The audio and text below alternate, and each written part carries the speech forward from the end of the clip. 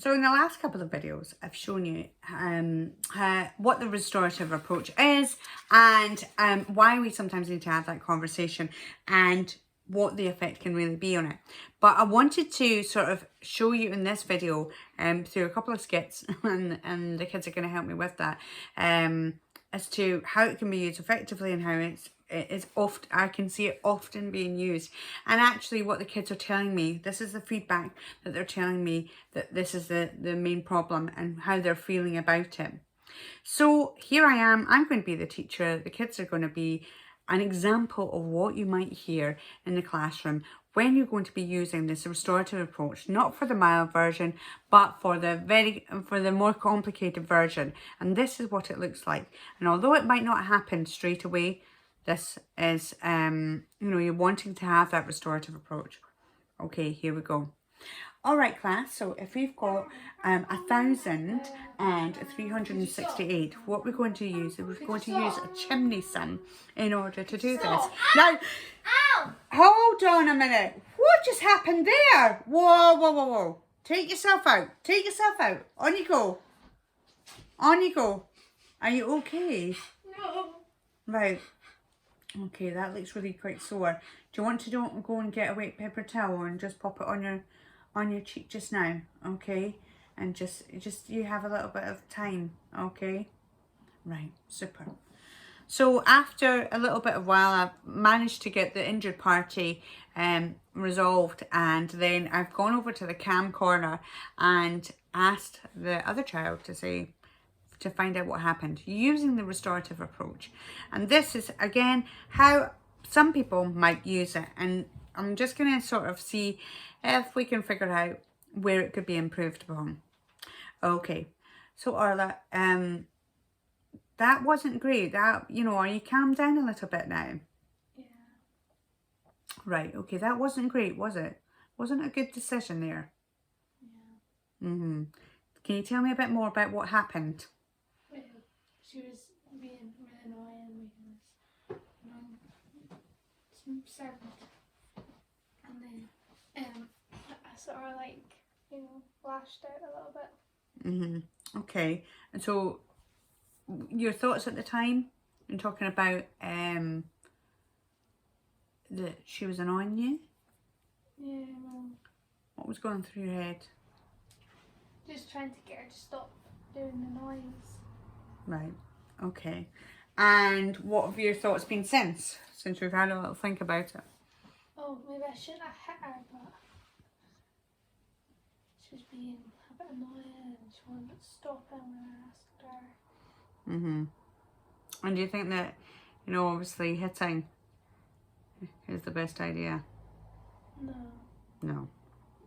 Okay. So, who do you think has been affected by what's happened? Mm-hmm. And how do you think she's been affected? Her cheek. Mm-hmm. Yeah, that's not great. I don't think it'll be very good. So what do you think needs to happen now? Me to be moved away.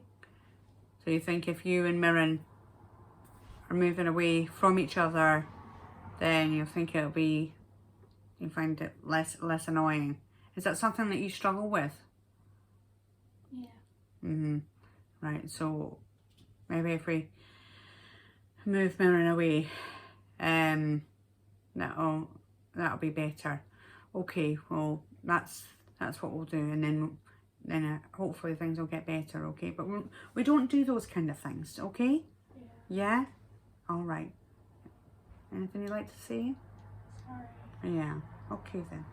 Right. Okay. So, Mirren, Orla goes back into the classroom, and she's moved away. So, Mirren, could you move away?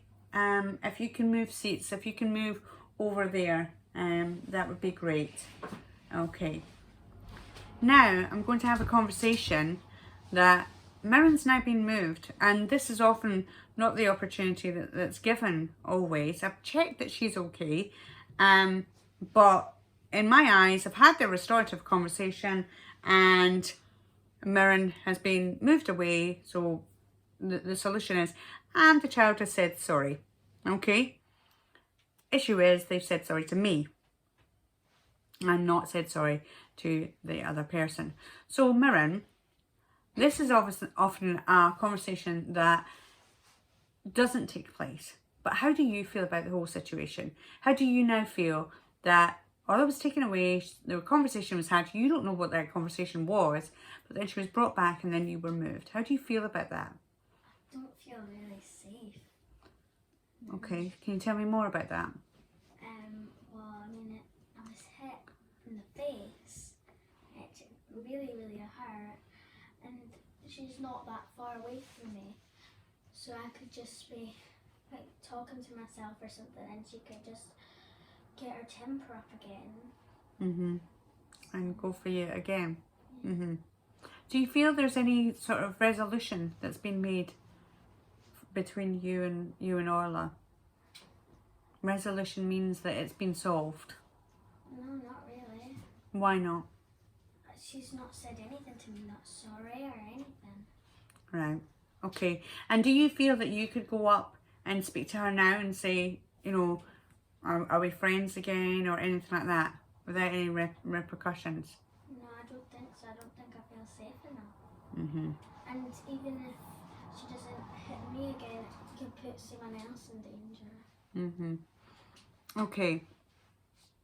So this time I'm going to go through the same thing, but or I'm going to put it into the next video, and I'm going to do the same thing and discuss what I think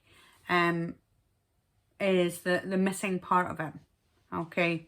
And really see the difference between the restorative approach that it's often being used, and it is like that, and it's often because of time constraints.